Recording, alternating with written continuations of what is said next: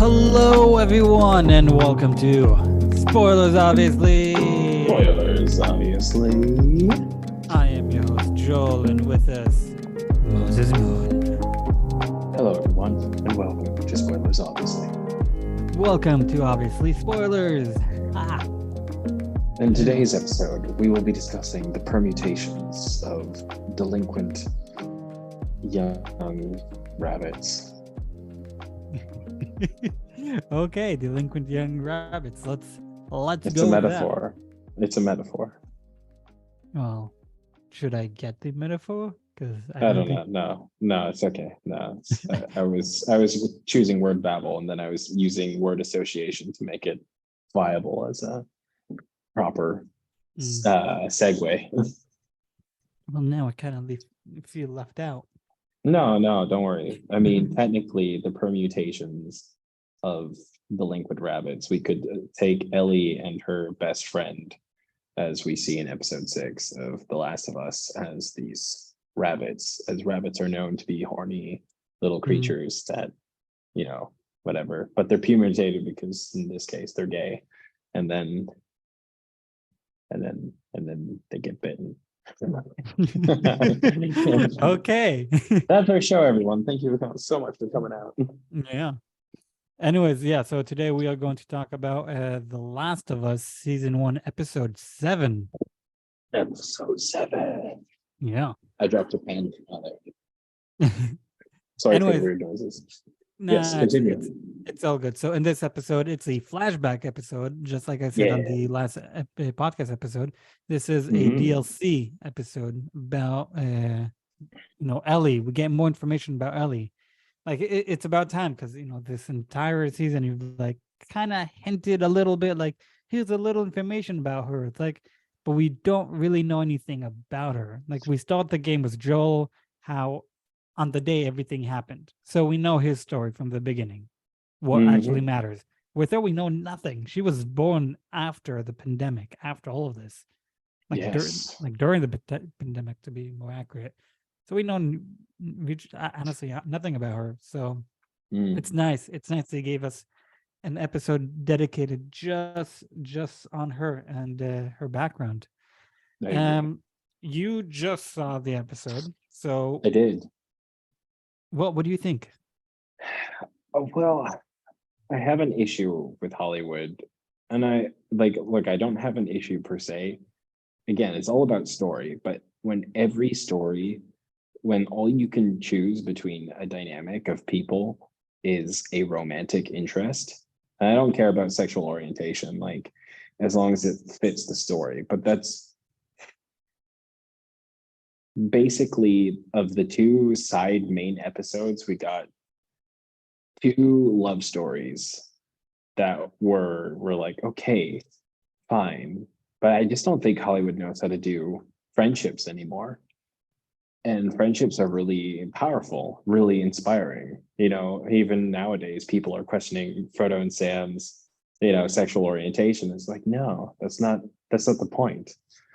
And it's like, it doesn't need to be put that way. So on one hand, I'm really furious at this episode because that's the direction they chose. And it's the direction they always choose. And it's really annoying because it just feels like a trope and it doesn't feel special or meaningful.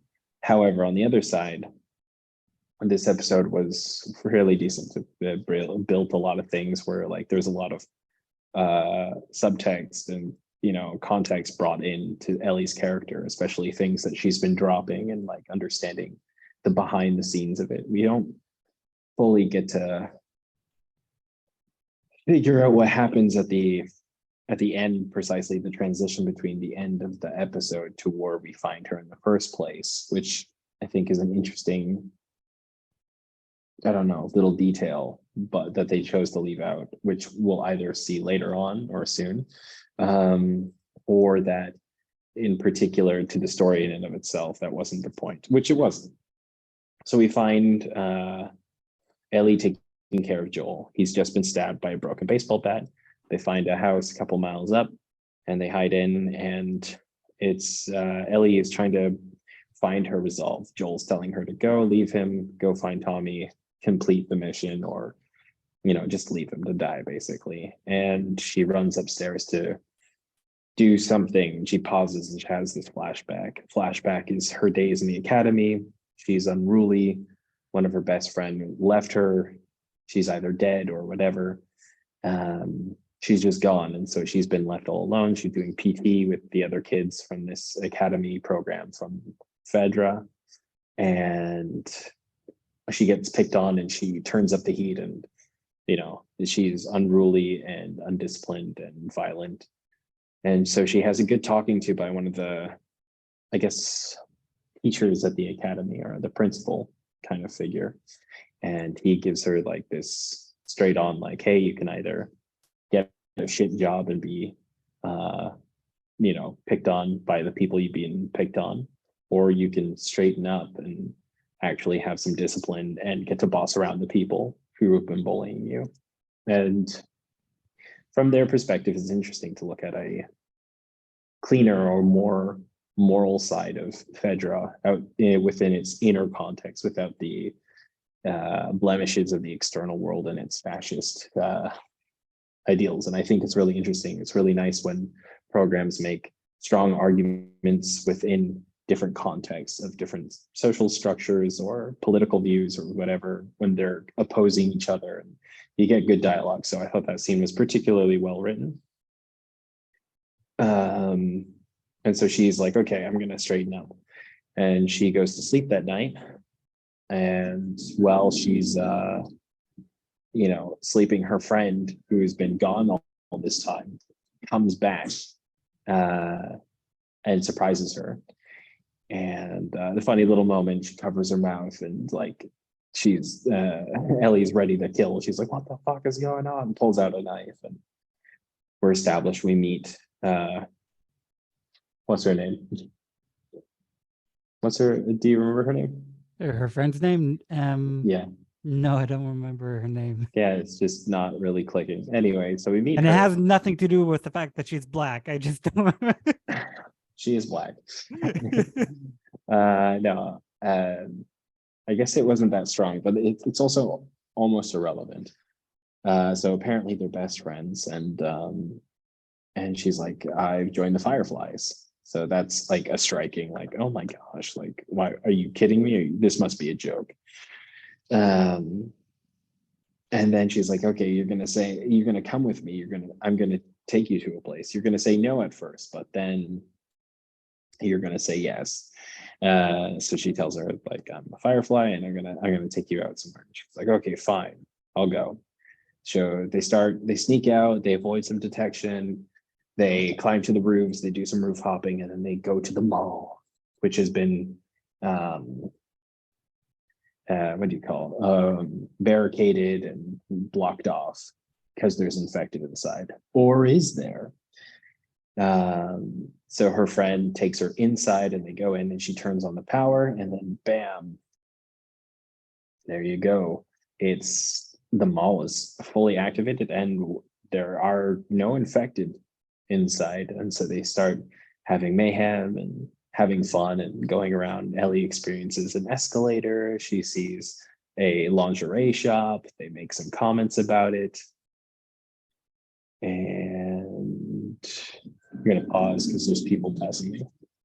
Okay, so I'm going to comment on what you've said so far. So about the fact that Ellie, being a lesbian, and I understand where you're coming from. It's like, oh, Hollywood is like trying to push it and all that. It's the only narrative there is. I understand it's not far from the game. However, in the game, the thing is, in the game, she is a lesbian. Yeah. In the game itself. So it's like, they're not going off, because, LGBTQ a woke thing. It's not because of that. It's because in the game, she is gay. So it's like, okay, so you stay true to the material. Also, I think in episode 1 or 2, I maybe even 2, before Tess dies, they want to find out more information about Ellie's, and they at some point they ask her, like, how old are you? Do you have any parents? Do you have a boyfriend or a girlfriend? Do you have a boyfriend? And it's like, no, it's like a girlfriend, and she doesn't answer. So it's like, also then they kind of hinted to she is, gay. True. She's lesbian. No, I admit that it stays lore centric. However, I do have some argumentation against why that may not necessarily been a thing. Because first of all, we're in a post-apocalyptic world without media influence. We're also in a post-apocalyptic world that was circa 2003, which was pretty tame from any perspectives or explorations of particular social structures or romantic or sexual orientedness, right? And so the people they're going after creating these societies, basically, it could be argued, yeah, it's the end of the world and no one cares, or you get with who you want, but also at the same time, like it also doesn't serve a practical function, and or so societies within the little cultures would necessarily want to potentially reproduce due to certain like needs one way or another.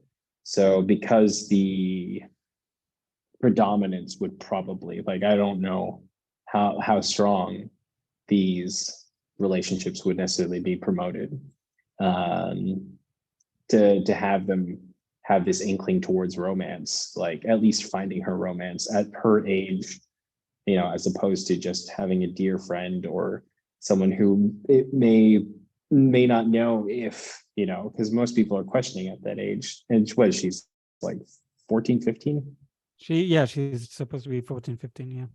Right. I've never, like, if I were to rewind 10 years ago, mine, and like I don't remember high school kids talking like that until maybe this more or less 5 years ago, because of the push of all this stuff. So which I'm, again, like, people can find and self-explore and all that, and I think that's great. But at the same time, you have to admit, the more, like, if we were to rewind time, the being teenagers and whatnot, and even remembering when I was a teenager, like, talking about sexual identity and or who we like or what we like wasn't so prominent in that time. Like, I was born in 91. My teens were, early 2000s. So like, I don't remember. Like, I'm not saying that's it's a nitpick, to be honest. I'm just saying, like, of all the stories that they're always told, it's kind of like, it's just irritating. But again, it's a nitpick compared to the story being told, because that's not really the point. And also, nonetheless, it's meaningful and impactful in the overall story, because this is where she finds her drive, and there's a beauty to it that I can appreciate. And I'm not like trying to be this old crusty man. Like, again, they're good stories told, and it doesn't matter the orientation. It's just, if this is the second time this is played, like, right here, and it's like, okay. Again, it wasn't that strong because they're quote unquote minors, but still, it was like, all right. Shall I continue with the? Whatever you want. Like if you want to continue. I don't know. I don't have any particular, like, more things to add on to that. Like, I understand that it's game accurate, and I again, when something is respectful of the source material, I respect that. Mm-hmm. So okay, so on that topic, this is like my point of view. When it comes to source material, they did a perfect job, exactly like the game. So I had no problem with that. How did I feel personally to see, as like, the actress is 19 in real life, 19 or 20, so it's like okay to see her act sexually. Like, there was not a lot of, but she was like, it's not sexually, but kissing a girl, it's, I understand what you're saying. yeah. Yeah. So, but to see see someone who's portraying like 14 or 15, I felt uncomfortable with it. And it's like, yeah, but now she's like looking at lingerie and she's imagining it. So it's like you kind of putting that image in my head of me imagining her. And like that's like, I felt uncomfortable with it. And like, I understand, like, nowadays, and like in general, like, young women are exploring these themes and ideals in their minds and with their friends. But I almost don't feel like it's realistic to this world, because again, they make a point of like, why would somebody want to wear that, or why would somebody like, there's several times when several shops have been seen or things, Mm. and these younger individuals have always been like, I don't get it. So to me, someone seeing something uninteresting, they like technically wouldn't make a comment of, maybe a passing glance or like a curious look, but not necessarily full dialogue. You know what I mean? Yeah, it makes sense. But like over here, they're all alone, so they're talking with each other. It's not like no one would comment like, "Oh my God, look at that big sex doll in a mall." Like, look at that, go to a sex store. It's like, look at that huge dildo I use. I hope I will be using that tonight. Like, no one will comment that in like nowadays. But when you're all alone, so like, yeah, sure, why not? No, but like my thought process, like, yes, you have 2003. Back then no one did, but at the same time, this is 20 years later. 20 And years later, but without the progression of social media and exactly, these but types of things. here's the more interesting part. The in our real world, there have been multiple experiments on animals, and they saw what happened, and they put a lot of male animal, like rats, like let's say 100 rats, 100 male rats in a room, see what happened. At some point, the rats started fucking each other after X amount of weeks. And they noticed, okay, there's too much. They started to fuck each other. Let's reduce, let's reduce, let's reduce. And they notice, like, once it's overpopulated, you'll just go and start fuck everything.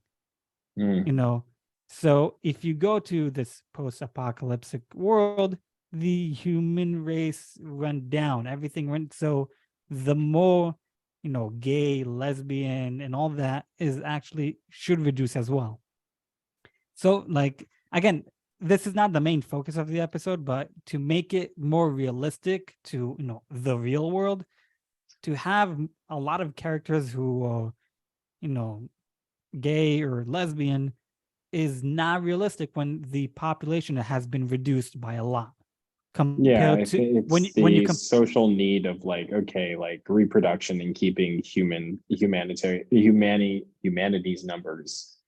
exactly. It's a practical thing. I'm not quite sure about the literature on this, and again, like, but like if you were to look back, rewind 100 years or something, like the concept or the reason why like gays in particular would be, let's say, ostracized is because it was outside the practical norm, because people were barely surviving. So to have such quote unquote desires would not necessarily be, maybe people were that, but they just didn't think about those things because again, their structure was like, okay, we need to have a family, we need to carry on the name, we need to do all these things. And so the luxury of the first world nowadays didn't exist back then. I mean, these are all interesting, let's say, anthropological and historical contextual slash like, I don't know. I'm sure there's some good like solid research into this, but again, like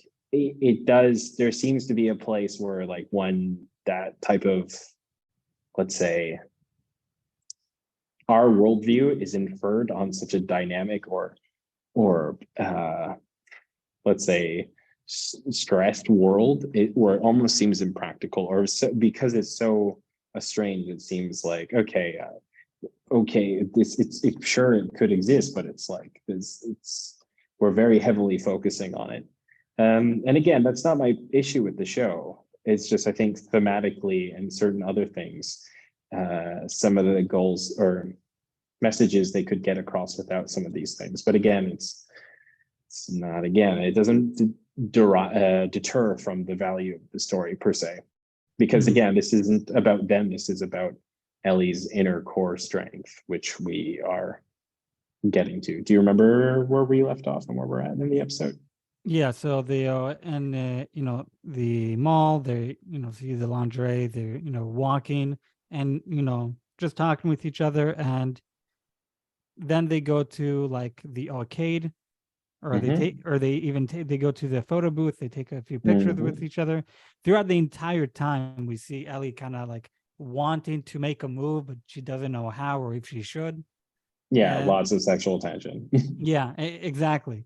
And again, it felt weird because again, she is supposed to be 14 or 15, so it's like I'm uncomfortable with watching this, but I guess I have to. I guess it's realistic. People have feelings. Yeah. Yeah.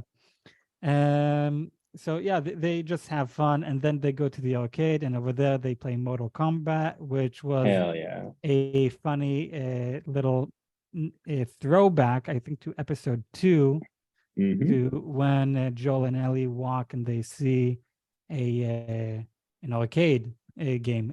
They see a Mortal Kombat, and Ellie says like, I know, my friend told me, something like this, and like that's what she has that information from that specific night.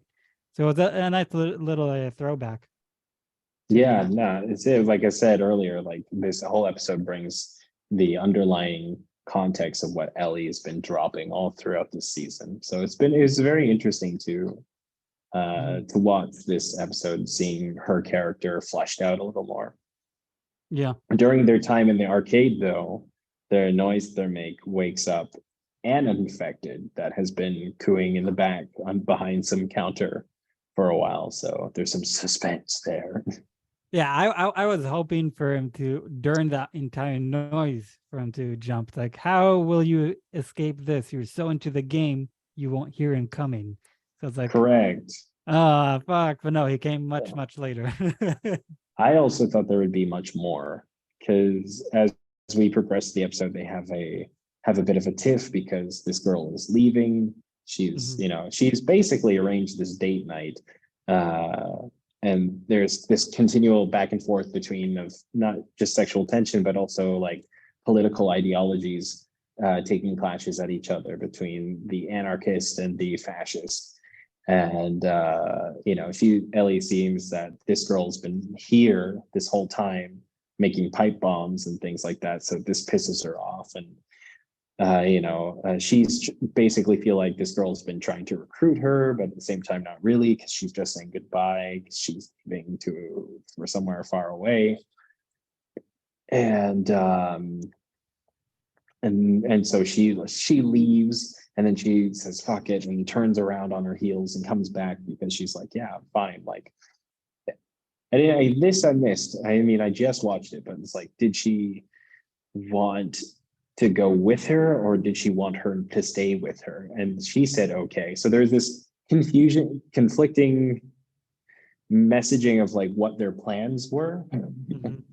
Yeah. So I'm not quite sure what the result was. Like, was the girl who was going to leave going to stay now, or were they going to just live together, or were they just going to go together, or is she going back to Fedra, or like there's a lot of conflicting things that they didn't really actually tie up, because at that point we get a bit of a fake out. So we hear a scream, and Ellie runs and they find a Halloween shop.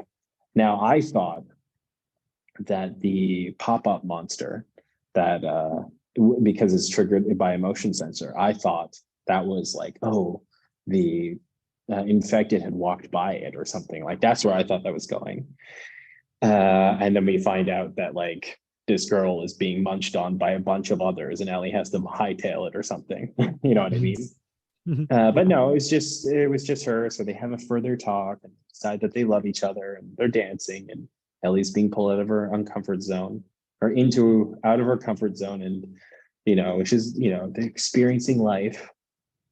And just pretty much right after a quick little kiss and a proclamation of like, we'll figure things out, the infected runs in, the girl shoots the infected, they have a hard time fending it off.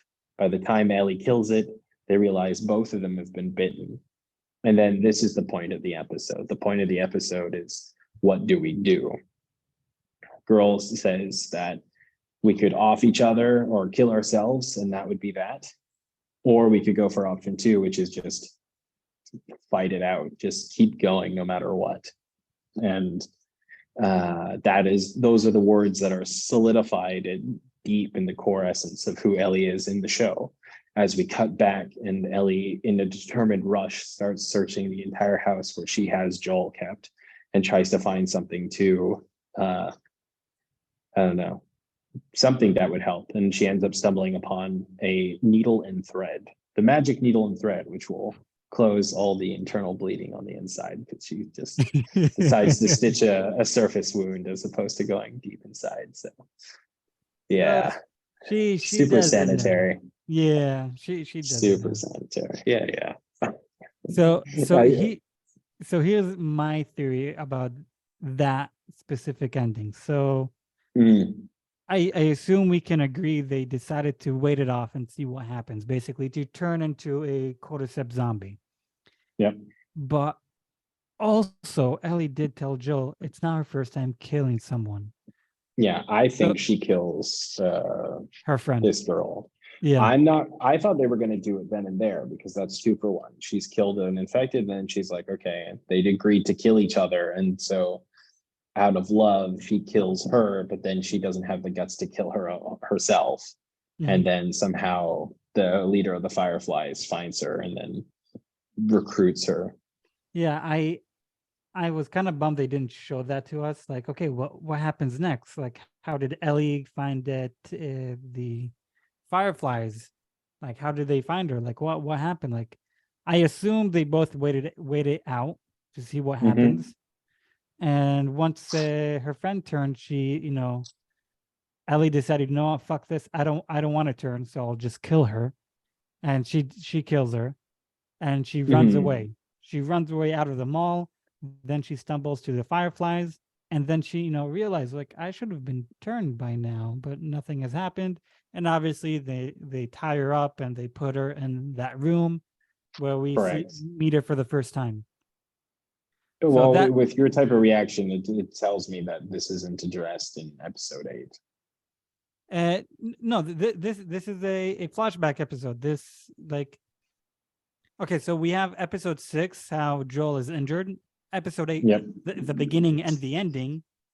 Episode 6, we have Joel gets injured. Episode 7, the beginning and ending, focuses on Ellie trying to help him. Yep. And episode 8, she is still trying to help him, but she stumbled upon a little trouble. Yeah. And the entire episode is just, oh my god, what the fuck, holy shit. It is one of those episodes. I just started watching it. I'm like, is there going to be cannibalism? Is there going to be weirdness? Like, I don't know. It's a great episode, really. It's like, again, for me, it's one of the best episodes. They did an absolute amazing job. I'm gonna say it now. Towards the end, I started to tear up. I wanted to save it to the next episode whenever we talk about episode 8. But yeah, towards the episode of episode 8, I started to tear up. So, nice. All right. Emotional stakes raised for me. Thank you. Emotional damage. Emotional damage. Exactly. So yeah. Again, overall, I am loving this show. Like I said last episode, the only problem I have is, like, not enough zombies. I get it for this episode, 1 zombie, because it's a flashback episode. But for the general, storyline, I am watching the game. Not enough zombies in the show. So, like, not enough. But still, great show, great storyline, true to the actual lore, and I'm enjoying every moment of it. Yeah. Yeah, absolutely. I mean, obviously those zombies are, hardcore on the budget, I guess. But but that's the thing. That's what I thought, because they were saying, oh, the mall is infected.